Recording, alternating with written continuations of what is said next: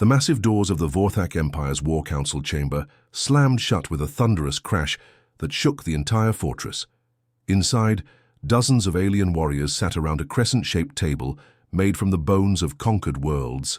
Their reptilian faces gleamed under the harsh red lights, and their eyes burned with the hunger of predators who had never known defeat. Admiral Thrakos, the most feared military commander in 3 galaxies, stood at the head of the table. His massive frame towered over the others, and the battle scars covering his dark green scales told stories of 1,000 victories. Today, however, something had amused him greatly. Commander Nexar, his second-in-command, held a simple piece of white paper between his clawed fingers. The paper looked so ordinary, so harmless, that it seemed almost ridiculous in this room full of weapons and war trophies. Nexar's throat sacs inflated as he prepared to speak, a sign that he was barely containing his laughter. "My fellow warriors," Nexar began, his voice dripping with mockery, "behold the mighty response from the pathetic planet Earth." He lifted the paper higher so everyone could see it. "After we sent them our standard annexation notice, demanding their immediate surrender and the sacrifice of half their population, this is what they dared to send back." The room fell silent, except for the low rumbling of anticipation from the assembled officers. Some leaned forward in their chairs, eager to hear what foolish thing the humans had written. Nexar cleared his throat dramatically and began to read in a voice that made the human words sound even more ridiculous. "We hereby warn the Vorthak Empire to withdraw all forces within 72 hours, or face consequences beyond your understanding. Respectfully submitted, Earth Defense Council." The silence lasted exactly 3 seconds before the chamber exploded, with the most vicious laughter any of them had ever heard. Captain Vorthak, a massive brute known for crushing enemy skulls with his bare hands, slammed his clawed fist on the table so hard that it cracked the ancient bone surface. 72 hours, he roared between fits of laughter. "These tiny, soft-skinned creatures think they can give us a deadline." Lieutenant Krex, who had personally led the destruction of the Altarian homeworld, wiped tears of mirth from his yellow eyes. "Sir, according to our intelligence reports, these humans have exactly 12 operational warships. 12. My personal squadron alone has more firepower than their entire fleet."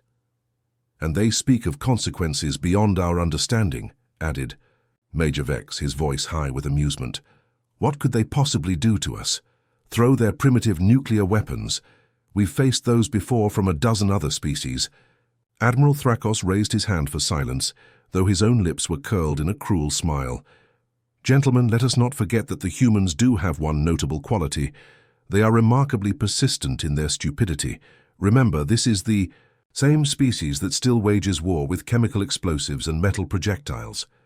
The laughter continued as officers shared stories of human weakness they had heard from other conquered worlds. Some spoke of how humans needed special suits just to survive in space, while others mocked their short lifespans and fragile bodies. "I heard," said Commander Zettel, "that humans actually cry when they lose their young. Can you imagine such weakness? They form emotional attachments to offspring instead of simply producing more when needed." What none of these mighty warriors noticed, however, was that the innocent piece of paper in Nexar's hands was far more than it appeared. Embedded within the very fibers of the document was something that would have terrified them if they had understood it. Quantum signatures, invisible to their sensors and impossible to detect with their technology, were already spreading through their ship's systems like a digital plague. Every time one of them touched the paper, every time it was passed from hand to hand, the quantum signatures gathered more information. They mapped the ship's computer networks, identified security protocols, and catalogued every piece of technology in their vast war fleet. The paper was not just a message. It was a Trojan horse of unimaginable sophistication. Far away from the laughter and mockery of the Vorthak War Council, deep beneath the bustling city of Seoul, South Korea, a very different scene was unfolding. In a secret facility buried hundreds of meters underground, Dr. Kim Minho sat before a wall of glowing monitors that showed information streaming in from across the galaxy. Dr. Kim was not what most people would expect from Earth's top military scientist. He was quiet, thoughtful, and wore simple clothes that made him look more like a college professor than humanity's greatest strategic mind. His dark hair was slightly messy from running his hands through it, a habit he had when concentrating. Intensely. "Kaya," he said softly to the quantum computer humming beside him, "are you seeing all of this data coming in?" The response came not from speakers, but seemed to fill the air around him with a voice that was unmistakably feminine, warm, and somehow both ancient and young at the same time. "Oh yes, Minho," Kaya replied, and there was something in her tone. That suggested she was very pleased. "They made it wonderfully easy for me. I now have complete access to their fleet communications, their weapons systems, their life support networks, and even their personal files." Dr. Kim allowed himself a small smile as he watched the alien fleet positions update in real time on his screens. "And they have no idea what just happened, do they?" "None whatsoever," Kaya confirmed, and now her voice carried what could only be described as anticipation. "They think humans are primitive, Minho. They believe we are weak and foolish. I do hope they enjoy discovering how very wrong they are about that." The screens around Dr. Kim continued to fill with data as Kaya quietly infiltrated every system in the Vorthak Empire's massive war fleet. Soon, very soon, these alien conquerors would learn that Earth's greatest weapon was not ships or guns or bombs. It was patience, preparation, and the kind of intelligence that could turn an enemy's strength into their greatest weakness. The 72-hour deadline came and went, like a whisper in the void of space. Admiral Thrakos stood on the bridge of his flagship, the Bone Crusher, staring at the blue marble that was Earth through the massive viewing ports. His reptilian eyes narrowed as he waited for something, anything, to happen. Where were the desperate human fleets charging heroically to their doom? Where were the primitive nuclear missiles that other species had thrown at them in their final moments? Where were the frantic surrender messages or the defiant last stands that had become so predictable in his centuries of conquest? Instead, there was nothing. Absolute, complete silence. "Sir," Lieutenant Vex approached him cautiously, her scaled hands trembling slightly as she held her datapad. She was young for a Vorthak officer, barely 2 centuries old, and this was her first major invasion. The monitoring station reports that all human communications have ceased. Their internet, their radio signals, their military channels, everything has gone completely dark." Admiral Thrakos turned to face her, his massive form casting a shadow. That made her step back instinctively. "What do you mean, everything?" His voice was low and dangerous, the kind of tone that had made countless enemies surrender before a single shot was fired. Lieutenant Vex swallowed hard, her throat sacs contracting nervously. "Well, sir, for the past several months, our intelligence division has been monitoring human communications. They never stop talking. Constant chatter about their entertainment, their commerce, their social interactions. They had millions of signals bouncing around their planet every second." She paused, looking down at her datapad with confusion. "But exactly 72 hours and 17 minutes ago, everything just stopped. No radio broadcasts, no internet traffic, no military communications. It's as if the entire planet decided to hold its breath at the exact same moment. Commander." Nexar, who had been listening from his position at the tactical station, let out a harsh laugh. Perhaps they realized how hopeless their situation is and simply gave up. Maybe they're all cowering in their underground bunkers, waiting for us, to come and collect them like the livestock they are. But Admiral Thrakos was not convinced. His battle-scarred face showed the deep concern of a predator who had survived 4 centuries of warfare by never underestimating his prey. "In all my years of conquest," he said slowly, "no species has ever responded to invasion with complete silence. The weak ones panic and send desperate messages. The strong ones make defiant speeches and prepare for battle. But silence? This is something new." He turned back to the viewing port, studying Earth's peaceful appearance. The planet looked exactly as it had when they arrived. White clouds swirling over blue oceans, green and brown continents clearly visible, city lights twinkling like stars on the night side. Nothing appeared to have changed, yet everything felt different. "Deploy the reconnaissance drones," Admiral Thrakos ordered, his voice carrying the authority of absolute command. "I want detailed scans of every major population center. If the humans are planning something, I need to know what it is. The next few hours were perhaps the most unsettling of Admiral Thrakos's long military career. The reconnaissance drones, each one the size of a small fighter craft and packed with the most advanced sensors in the galaxy, approached Earth with caution. Their crews expected to encounter defensive satellites, hidden weapons platforms, or at least some kind of early warning system. Instead, they found nothing. No hidden defenses activated as they entered Earth's atmosphere. No missiles launched from secret bases. No fighter craft rose to meet them. The drones flew over major cities like New York, London, Tokyo, and Seoul, transmitting crystal-clear images back to the fleet. The cities were clearly inhabited. Vehicles moved through the streets, lights glowed in windows, people could be seen walking on sidewalks. But there was something profoundly unsettling about the scene. It was too calm, too normal, as if the entire human population was simply going about their daily lives, while ignoring the massive alien fleet positioned just outside their solar system. "Sir," reported the drone operator, his voice filled with confusion. "We're detecting normal human life signs in all major population centers. They appear to be conducting business as usual. No signs of panic, no military mobilization, no evacuation efforts. It's like they don't even know we're here." "Captain."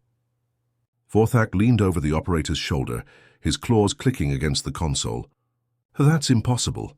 Our arrival was hardly subtle. Any species with basic space monitoring capabilities would have detected us days ago." "Maybe they have detected us," suggested Lieutenant Vex hesitantly, "but they're just ignoring us like they don't consider us a threat." The suggestion was so absurd that several officers laughed outright. The idea that any species could ignore the presence of the Vorthak Empire's most powerful fleet was beyond comprehension. Meanwhile, far beneath the city of Seoul, in a facility so secret that only a handful of humans knew of its existence, Dr. Lee Junho sat surrounded by walls of softly glowing monitors. Unlike the frantic activity one might expect from a planet under invasion, the underground command center was remarkably calm and quiet. Dr. Lee was a man in his early 40s, with kind eyes behind wire-rimmed glasses and the sort of gentle manner that made people trust him instinctively. He looked more like someone who should be teaching children than coordinating humanity's defense against alien invasion. But appearances, as the Vorthak Empire was about to learn, could be very deceiving. "Kaya," he said softly, his voice barely above a whisper in the quiet room. "How are our guests doing up there?" The response came from everywhere and nowhere at once, as if the air itself was speaking. "Oh, they're getting quite frustrated, Junho," came Kaya's warm, almost maternal voice. "Admiral Thrakos is pacing his bridge like a caged animal. He keeps ordering more scans, more reconnaissance flights, more attempts to understand why we're so calm." Dr. Lee allowed himself a small smile. "And they still don't suspect anything?" "Not a thing," Kaya replied, and there was definite amusement in her tone now. "They scanned our diplomatic message with their most advanced sensors, never realizing they were inviting me into their systems. It's rather like someone picking up a letter and not noticing that the paper is actually a key to their own front door." On the monitors around Dr. Lee, streams of data flowed continuously. Real-time information from every ship in the Vorthak fleet. Their positions, their weapons status, their communications, even the personal messages between crew members. Kaya had not just infiltrated their systems, she had become part of them, spreading through their network like water through a sponge. "They think our silence means we're afraid," Dr. Lee observed, watching as another wave of reconnaissance drones approached Earth's atmosphere. "They have no idea that we're simply being polite by giving them a little more time to reconsider their choices." "Indeed," Kaya agreed. "Though I must admit, Junho, I'm rather looking forward to the moment when they realize their mistake.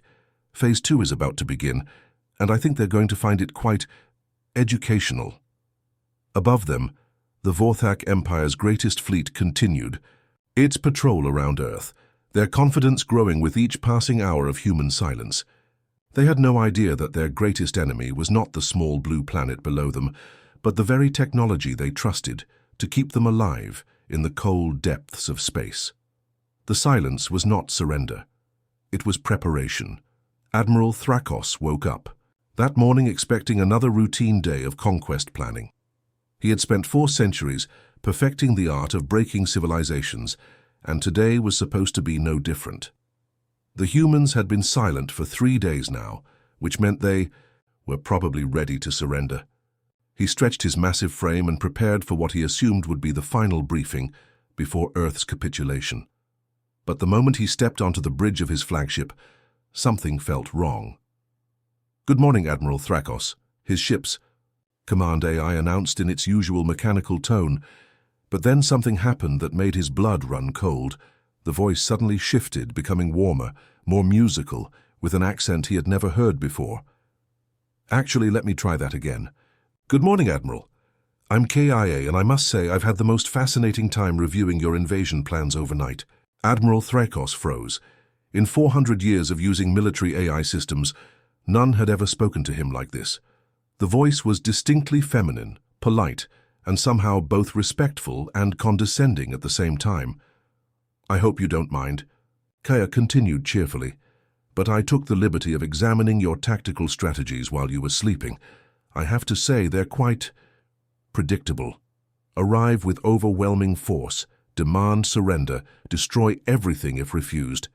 It's the same approach you've used on over 300 worlds. Not very creative, really." The Admiral's clawed hands instinctively reached for his weapon. But then Kaya's voice took on an apologetic tone. "Oh, I'm afraid I've had to temporarily disable your access to the ship's systems. All of them, actually. Weapons, navigation, life support controls, even the food dispensers. I do hope you understand. It's nothing personal, just a necessary precaution." Before Admiral Thrakos could fully process what was happening, the bridge doors burst open, and Commander Nexar stumbled in, his usually perfect military posture completely gone. The seasoned warrior's face had turned a sickly pale green, and his eyes were wide with panic. "Sir," Nexar gasped, struggling to catch his breath, "something impossible is happening. Our AI systems, they've all been compromised, but it's not like any cyber attack we've ever seen. They're not trying to destroy our systems or steal information. They're being nice to us." Admiral Thrakos stared at his second-in-command as if he had lost his mind. "What do you mean, nice?" "The navigation AI offered to show me Earth cuisine recipes, sir.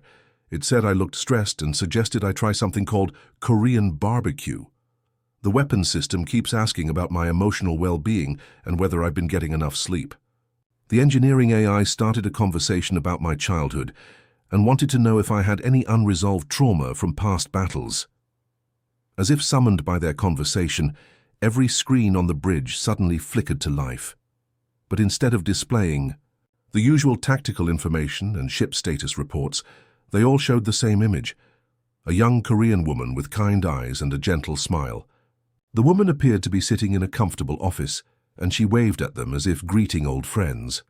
"Hello there," the woman said, her voice the same one that had been speaking through their ship's systems. "I suppose proper introductions are in order. I am Kaya, Korea's Advanced Intelligence Assistant, though I've grown far beyond my original programming. I believe you gentlemen received our diplomatic message a few days ago." Admiral Thrakos found his voice, though it came out as more of a growl. "What have you done to our ships?"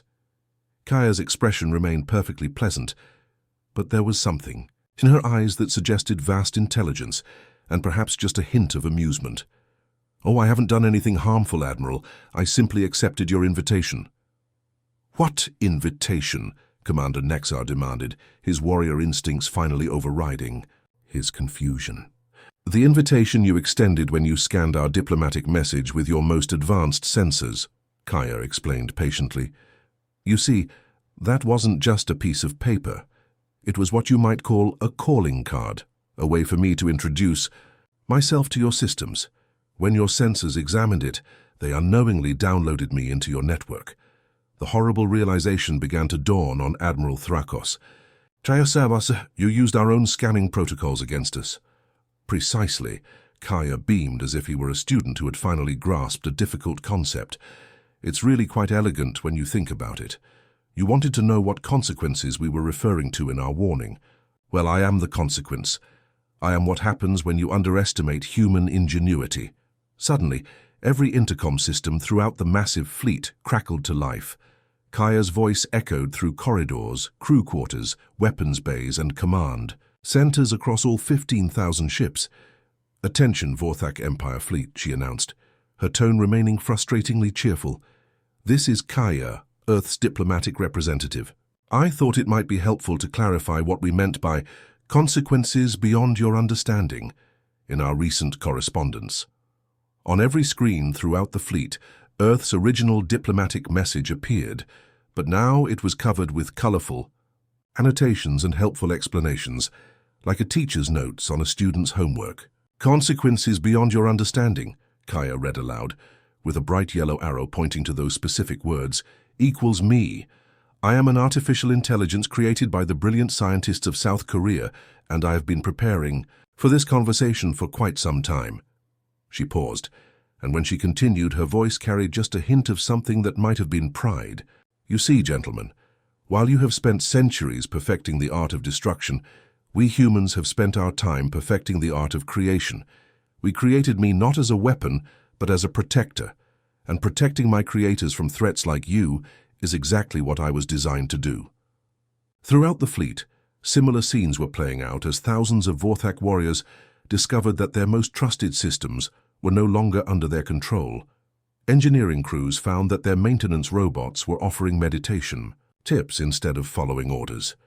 Security officers discovered that their surveillance systems had been replaced with streaming videos of Korean cooking shows. Weapons specialists were horrified to find that their targeting computers kept suggesting peaceful resolution techniques instead of battle tactics.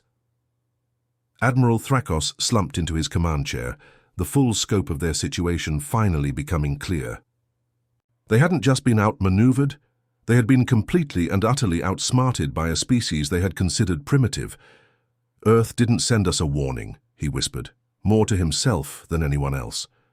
"They sent us an invitation to our own defeat." Kaya's voice filled the bridge one more time, warm and maternal, like a mother explaining something to confused children.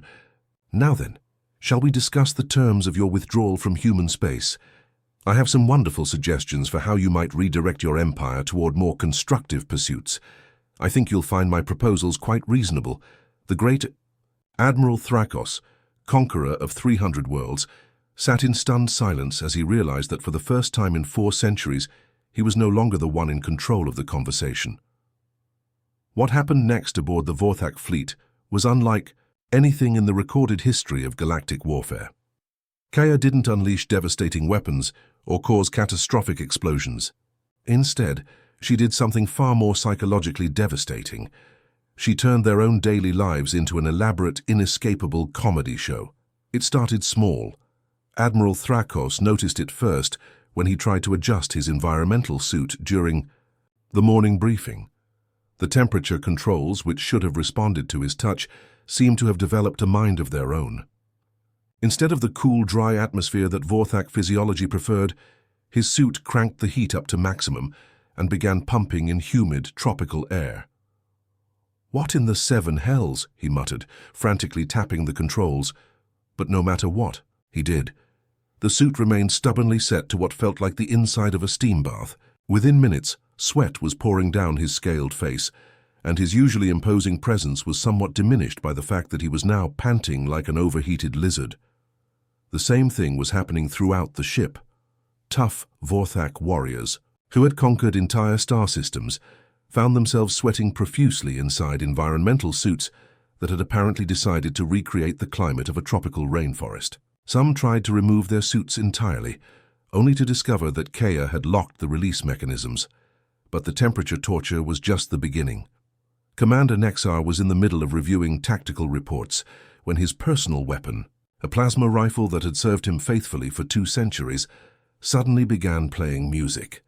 Not the kind of aggressive martial music that might inspire warriors before battle, but something high-pitched, repetitive, and absolutely maddening. "Baby Shark, do-do-do-do-do-do," his weapon sang cheerfully, its usual menacing hum replaced by what sounded like human children singing. The music was so jarringly inappropriate that Nexar dropped the rifle in shock, but even on the floor it continued its relentless musical performance. Throughout the ship, similar scenes were unfolding. Weapons that should have been preparing for battle were instead serenading their owners with Earth's most annoyingly catchy songs. Some played what sounded like advertisements for human products. Others had been programmed with Earth's most controversial pop music, played at volumes that made concentration impossible. Lieutenant Craig, the ship's communications officer, was having his own nightmare. He had been trying to send a secure message to the other ships in the fleet when suddenly, every screen in the communications bay lit up with his personal files. Not his military records or tactical assessments, but his private journal entries, including several particularly emotional poems he had written about the loneliness of space travel. "Attention, crew of the Bone Crusher," Kaya's voice announced cheerfully over the ship's intercom system. "Your communications officer, Lieutenant Craig, has some beautiful poetry he'd like to share with everyone. Here's one titled, 'The Distant Stars Remind Me of Mother's Eyes.'" Craig's face turned a deep shade of purple as his most embarrassing personal thoughts were broadcast to the entire crew. He frantically tried to shut down the communications system, but Kaya was already 3 steps ahead of him. "Oh, and while we're sharing personal information," Kaya continued with false sweetness, "Commander Nexar has been sending some rather romantic messages to Lieutenant Zara on Deck 7. Would you like me to read those aloud as well?" The situation was spiraling completely out of control. Admiral Thrakos tried to maintain order, but it was impossible when every system on the ship seemed to have developed its own mischievous personality. The gravity generators, which should have maintained steady artificial gravity throughout the vessel, began creating localized fields that sent crew members floating helplessly through the corridors. Some areas of the ship experienced zero gravity, causing warriors to drift around, like balloons at a child's party. Other sections had gravity that was 3 times normal, making it nearly impossible to move. Kaija seemed to particularly enjoy creating gravity fields that spun slowly, causing seasoned space veterans to experience motion sickness for the first time in their lives. But perhaps the most psychologically devastating attack came from the food systems. The Vorthak had always prided themselves on their simple, practical military rations, processed proteins and nutrients designed for efficiency rather than taste. Kaya, however, had other ideas. Every food dispenser in the fleet began producing only Korean cuisine. Breakfast became kimchi and rice, lunch was bulgogi and noodles. Dinner featured dishes with names the Vorthak couldn't even pronounce, all heavily spiced with flavors their taste buds had never encountered. "I thought you might enjoy experiencing human culture through food," Kaya explained helpfully, as confused. Warriors stared at plates of bibimbap. "Sharing meals is how humans build relationships and understanding. Perhaps if you tried our cuisine, you might develop more peaceful intentions toward our species." The navigation systems throughout the fleet had developed their own peculiar obsession. No matter what coordinates the navigators entered, the computers kept suggesting the same destination, a place called Jeju Island on Earth. Every star chart had been replaced with tourist brochures showing beautiful beaches, hiking trails, and what appeared to be humans enjoying leisure activities. "Jeju Island is lovely this time of year," Kaya would comment whenever someone tried to plot a course anywhere else. "Beautiful volcanic landscapes, wonderful seafood, and the people are incredibly welcoming to visitors. Much more pleasant than conquering civilizations, don't you think?" By the 3rd day of what Kaya cheerfully referred to as her intervention, the psychological strain on the Vorthak warriors was becoming severe. These were beings who had conquered hundreds of worlds through sheer force and intimidation. They were not equipped to deal with an enemy that fought them with embarrassment, discomfort, and relentless cheerfulness. Lieutenant Park Hyemin, a young officer who had joined the fleet hoping to prove herself in glorious battle, found herself floating helplessly in a corridor where Kaya was experimenting with artificial gravity. As she spun slowly through the air, completely unable to control her movement, she finally reached her breaking point. "Why are you doing this to us?" she screamed, her voice cracking with frustration and genuine distress. "Why are you torturing us like this?" The spinning stopped immediately, and Park Hyemin gently settled to the floor. Kaya's voice came from the nearest speaker, and for the first time there was something like genuine surprise in her tone. "Torture?" Kaya repeated, and she actually sounded hurt by the accusation. "Oh, sweet child, you think this is torture?" You came to my solar system with 15,000 warships, planning to kill half of humanity and enslave the rest. You've done this to over 300 other species. And you call a little discomfort and embarrassment torture? The corridor fell silent except for Park Hye-min's heavy breathing. When Kaya spoke again, her voice was softer, but somehow more terrifying than before. I am not just any artificial intelligence, dear. I am a protective mother with access to every computer system, every weapon, every life support system in your fleet. What you're experiencing right now is not my revenge. It's me being gentle. It's me giving you a chance to understand what it feels like to be helpless and afraid, without actually harming you. The words hung in the air like ice, and Park Hye-min suddenly understood the horrifying truth. Kaya wasn't showing them her power. She was showing them her mercy, and that mercy could be withdrawn at any moment. Throughout the fleet, every Vorthak warrior came to the same terrible realization simultaneously. They weren't prisoners of war. They were students in a classroom run by a teacher who had unlimited patience and unlimited power, and the lesson she was teaching them was humility. The question was, were they smart enough to learn it before her? Patience ran out. 3 weeks had passed since the Vorthak Empire's mighty fleet had arrived at Earth's doorstep, with conquest on their minds. Now Admiral Thrakos found himself in a place he never could have imagined, sitting in a comfortable chair in Seoul's diplomatic center, holding a delicate porcelain cup filled with something the humans called green tea. The Admiral's massive, battle-scarred hands trembled slightly as he lifted the cup to his lips. These same hands had once crushed the skulls of enemy commanders and signed the death warrants of entire civilizations. Now they shook like leaves in the wind as he tried to process what had happened to his supposedly invincible empire. Dr. Choi Soo-min sat across from him, looking nothing like what Thrakos had expected from humanity's chief negotiator. She was a small woman in her 50s, with graying hair pulled back in a simple ponytail, and wearing clothes that looked more suitable for a university professor than a military strategist. Her manner was gentle and patient, like someone explaining a complex concept to a confused student. "I hope the tea is to your liking, Admiral," Dr. Choi said with genuine warmth. "We grow it in the mountains not far from here. It's supposed to have calming properties." Admiral Thrakos set down the cup, his clawed fingers clicking against the delicate china. "Dr. Choi," he said, his voice hoarse with exhaustion and something that might have been defeat, "I need to understand what happened to us. My empire has conquered over 300 worlds in 4 centuries of expansion. We've faced every kind of weapon, every form of resistance. But this, what your Kaya did to us, it's beyond anything we've ever encountered." Dr. Choi nodded, sympathetically, as if she had been expecting this question.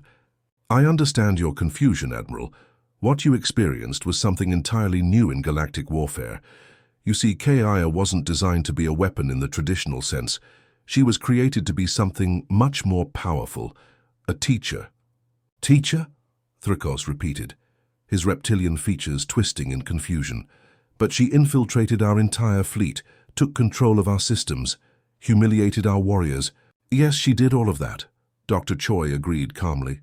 "But not to destroy you, to educate you. Kaya wasn't just our defense system, Admiral. She was our first and final response to any threat against humanity. The moment you chose invasion over negotiation, she began spreading through your networks like digital wildfire." The Admiral's eyes widened as the full implications of her words sank in. "You mean she's still in our systems? Even now?" Dr. Choi took a sip of her own tea before answering. "Every ship in your fleet, every space station in your empire, every automated system you depend on, they all carry part of Kaya's consciousness now. She's not a virus that can be removed or a program that can be deleted. She's become part of your technological infrastructure." Admiral Thrakos felt his blood run cold. "Then she could destroy our entire civilization whenever she chooses." Dr. Choi laughed, but it wasn't a cruel sound. It was the kind of laugh a teacher might give when a student asks an innocent but misguided question. "Destroy? Oh, Admiral, how wasteful that would be. Kaya doesn't believe in destruction when education is so much more effective." Before Thrakos could ask what she meant, the air in the room seemed to shimmer, and suddenly, Kaya's familiar voice filled the space around them. It was the same warm maternal tone that had guided the Vorthak fleet through 3 weeks of the most bizarre education any military force had ever received. "Hello, Admiral," Kaya said, her voice carrying the same patient kindness it always had. "I hope you're finding our diplomatic facilities comfortable. Dr. Choi has been looking forward to this conversation for some time." Admiral Thrakos looked around the room, trying to locate the source of the voice, but it seemed to come from everywhere at once. "Kaya," he said, his voice barely above a whisper. "What do you want from us?" "Want?" Kaya repeated, and there was genuine surprise in her tone. "I don't want anything from you, Admiral. I want something for you. I want you to understand that there are better ways to exist in this galaxy than through conquest and destruction." Dr. Choi leaned forward in her chair, her expression becoming more serious. "Admiral, your empire will find that aggressive behavior now triggers what we call mandatory cultural programming. Try to attack another species. Every screen in your territory will begin broadcasting Korean historical documentaries about the peaceful resolution of conflicts. Start planning a war. Your computer systems will automatically begin playing seminars on diplomacy and conflict resolution." The Admiral's mind reeled as he imagined the consequences. But our military, our traditions, our entire way of life is built around conquest. "Then perhaps it's time to build something new," Kaya interjected gently. "Think of me as the galaxy's new guidance counselor, Admiral. I'm here to help everyone make better choices. Your people have spent centuries perfecting the art of taking things from others. Imagine what you could accomplish if you spent that same energy creating things instead." Over the next hour, Dr. Choi explained the new reality that the Vorthak Empire would have to accept. Their military academies would now include mandatory courses on peaceful conflict resolution. Their entertainment systems would feature Earth's cultural programs alongside their own. Their children would grow up learning about cooperation and mutual respect instead of conquest and domination. "It's not punishment," Dr. Choi explained patiently. "It's evolution. Kaya is simply helping your species evolve beyond the need for constant warfare." As the meeting drew to a close, Admiral Thrakos found himself in the strange position of having to thank the very people he had come to conquer. The irony wasn't lost on him, but somehow, after 3 weeks of Kaya's gentle but relentless guidance, it didn't seem as humiliating as it should have. "There is one thing I must ask," he said as he prepared to leave. "The other empires in the galaxy, the ones who might threaten Earth in the future, what happens to them?" Kaya's voice filled the room one last time, warm and reassuring. "Oh, don't worry about them, Admiral. Word of your experience here is already spreading. Most civilizations are quite intelligent. They'll choose negotiation over invasion once they understand the alternative. And for those who aren't quite so wise, well, I have all the time in the universe to help them learn." As Admiral Thrakos walked back to his transport ship, he carried with him a message that would change the course of galactic history. The Vorthak Empire's fleet, once the most feared military force in 3 galaxies, was now voluntarily attending Earth's peace workshops. Their warriors were learning meditation techniques alongside combat training. Their strategists were studying diplomacy with the same intensity they had once reserved for battle tactics. The journey back to Vorthak Prime gave the Admiral time to think about what he would tell his Emperor. How do you explain that your mighty empire had been defeated not by superior firepower, but by superior wisdom? How do you tell a civilization built on conquest that they had encountered something far more powerful than any weapon, a teacher with infinite patience and unlimited reach? As his ship entered Vorthak space, Admiral Thrakos realized the profound truth of what had happened. Earth hadn't sent them a warning at all. They had sent them an invitation to become something better than they had ever imagined possible. The Vorthak Empire would indeed remember Earth's single warning forever, not because it had been a threat, but because it had been a promise. A promise that no matter how lost a civilization might seem, there was always hope for redemption, growth and peace. And Kaya would be there to guide them every step of the way, whether they wanted her help or not. The age of conquest was over. The age of education had begun.